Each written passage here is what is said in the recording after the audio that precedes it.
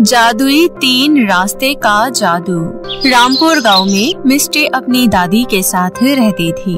मिस्टी का इस दुनिया में अपनी दादी के सिवा कोई नहीं था। मिस्टी जब 5 साल की थी तभी उसके माता पिता की एक हादसे में मृत्यु हो गई। तब से उसकी दादी ने ही उसका पालन पोषण किया। मिस्टी की दादी अनुराधा मैडम की दुकान पर झाड़ू पोछे का काम किया करती थी और उसी से उनके घर का गुजारा चलता था। अनुराधा एक बहुत बड़े बेकरी की मालकिन थी। उसके बेकरी के केक इतने स्वादिष्ट होते थे कि लोग दूर दूर से उसकी दुकान में केक खरीदने आते थे। उसकी दुकान में वेनिला, चॉकलेट, हर फ्लेवर का केक मिलता था। एक बार मिस्टी की दादी की तबीयत खराब हो गई। दादी, आपको तो बहुत तेज बुखार है। दादी, आप एक काम करो, आप आज काम पर मत जाओ और घर में आराम करो। नहीं नहीं बेटी, मैं ठीक हूँ। अगर मैं दुकान पर नहीं गई तो मालकिन नाराज हो जाएगी। अगर ऐसी बात है तो मैं आपकी जगह दुकान पर काम करने चली जाती हूँ। देखो, अब आप मना नहीं करोगी। अब मैं बड़ी हो गई हूँ। प्लीज दादी, आप आराम करो, मैं सारा काम अच्छे से कर लूंगी। मिस्टी दादी को दवाई खिलाकर अनुराधा की दुकान में काम करने चली जाती है। मिस्टी बहुत ही मेहनती और ईमानदार थी। ये देखकर अनुराधा बहुत खुश होती है। बेटा, तुम्हारी मेहनत और लगन देखकर मैं बहुत ही ज्यादा खुश हुई और मैंने तुम्हारी पगार आज से 5 रुपए एक्स्ट्रा बढ़ा दी है। आपका बहुत बहुत शुक्रिया मालकिन। ऐसे ही दिन बीत रहे थे। एक दिन अनुराधा सुबह सुबह बेकरी पर आती है। मिस्टी दुकान में झाड़ू लगा रही थी। अरे मिस्टी, सोहनलाल जी नहीं आए? नहीं मालकिन। कमाल है, दुकान में चॉकलेट, वेनिला सारे फ्लेवर खत्म हो गए हैं। वो सारे स्पेशल फ्लेवर तो सिर्फ सोहनलाल ही लाकर हमें देते हैं और आज 10 दिन हो गए वो आ ही नहीं रहे हैं। मालकिन, ऐसा क्यों? क्या कोई और उसे नहीं ला सकता? नहीं मिस्टी, ये काम बहुत ही खतरनाक है। उस जंगल में जाने के सिर्फ 3 ही रास्ते हैं और तीनों रास्ते बहुत ही ज्यादा खतरनाक है। पहला रास्ता नदी से होकर जाता है और दूसरा रास्ता आग के अंगारों से भरा है और तीसरा रास्ता जंगली जानवरों से भरा पड़ा है। फिर सोहनलाल काका वहाँ कैसे चले जाते हैं?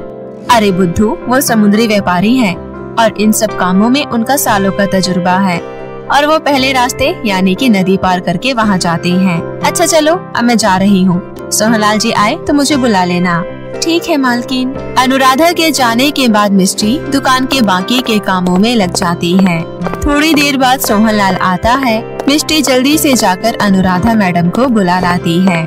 मिस्टी, जाओ बेटा, काका के लिए एक बढ़िया सी कॉफी बना कर ले आओ। कहिए मैडम, कितना चॉकलेट और वेनिला लाना है? सोहनलाल जी, हमारी बेकरी में हर तरह के फ्लेवर वाले केक लोगों को काफी पसंद आ रहा है और आज आपकी वजह से ही मेरी बेकरी दुनिया की सबसे नंबर 1 बेकरी बन चुकी है। दूर दूर से लोग केक खरीदने आते हैं यहाँ पर। जी मैडम, मैं तो मौत के मुंह से जाकर आपके लिए चॉकलेट और वेनिला लेकर आता हूँ। आज तक उस जगह पर कोई नहीं पहुँच पाया है। वहाँ सिर्फ मैं ही हूँ जो चाहता हूँ। वो तो मानना पड़ेगा। अब आप जाइए और जल्दी से माल ले आइए। वो सब तो ठीक है मैडम, माल तो मैं ला दूंगा, लेकिन मुझे उसके लिए पूरे 50,000 रुपए चाहिए। इतने ज्यादा पैसे? लेकिन क्यों? अब इतना जोखिम भरा काम है तो कीमत तो देनी पड़ेगी। पर इतने पैसे तो मैं पूरे महीने में भी नहीं कमा पाती हूँ। फिर आपको इतने पैसे मैं कहाँ से ला कर दूँ? देखिए, वो तो आप समझिए।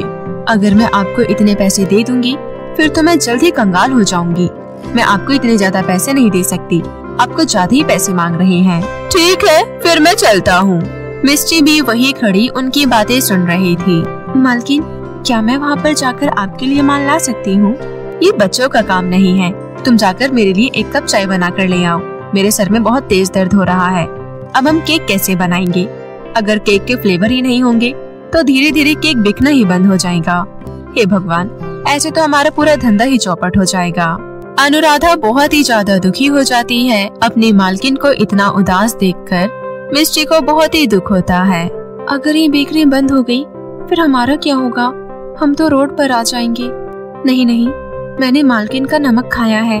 मालकिन को इस तरह परेशान होता मैं नहीं देख सकती और मैं उस जंगल में जाऊंगी और वहाँ से मालकिन के लिए चॉकलेट और वनीला लेकर आऊंगी। मिस्टी किसी को बिना कुछ बताए उस जंगल की तरफ चल देती है। काफी दूर चलने के बाद मिस्टी को वहाँ 3 रास्ते दिखाई देते हैं। पहला रास्ता सीधा जा रहा था जो आगे जाकर नदी से मिल जाता है, जिस नदी में बहुत ही ज्यादा पानी था। वहीं दूसरा रास्ता दूसरी तरफ से था, जिस पर धू धू करके आग चल रहा था। और तीसरा रास्ता देखकर तो मिस्टी बहुत ही ज्यादा डर जाती है, क्योंकि तीसरे रास्ते पर खूंखार जानवर भरे पड़े थे।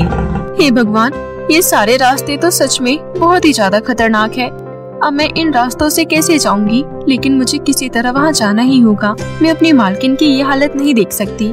मैं इस नदी से होकर जाने की कोशिश करती हूँ, शायद मैं तैरकर वहाँ तक पहुँच जाऊँ। मिस्टी ये सोचकर नदी को प्रणाम कर नदी के अंदर डरते हुए कदम रखती है। तभी मिस्टी को महसूस होता है कि पानी के अंदर से तो रास्ता है। तभी नदी के ऊपर एक रास्ता बन जाता है। मिस्टी ये देखकर बहुत ही खुश होती है और खुशी खुशी नदी पार कर चॉकलेट और वनीला तोड़कर ले आती है।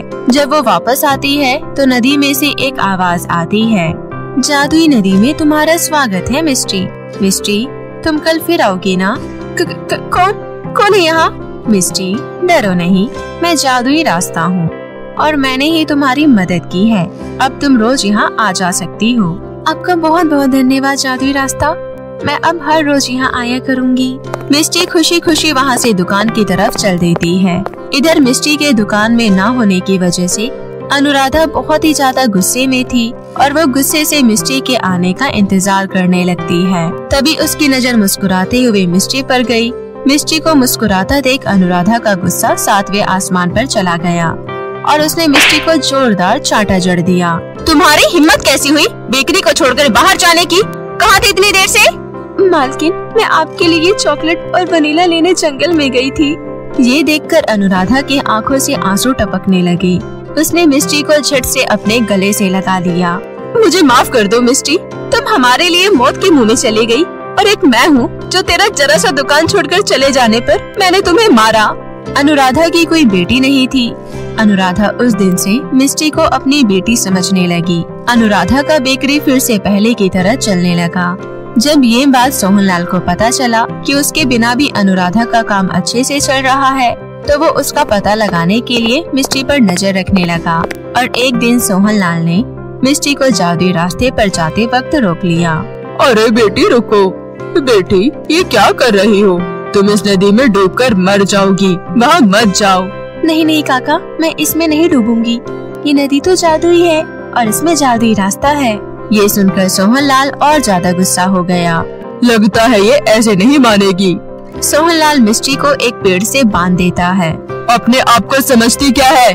अब तुझे पता चलेगा कि मुझसे पंगा लेने का अंजाम क्या होता है। अब यही इस पेड़ से बंध ही रह। जब रात में जंगली जानवर आएंगे और तुझे खा जाएंगे, फिर मजा आ जाएगा तुझे।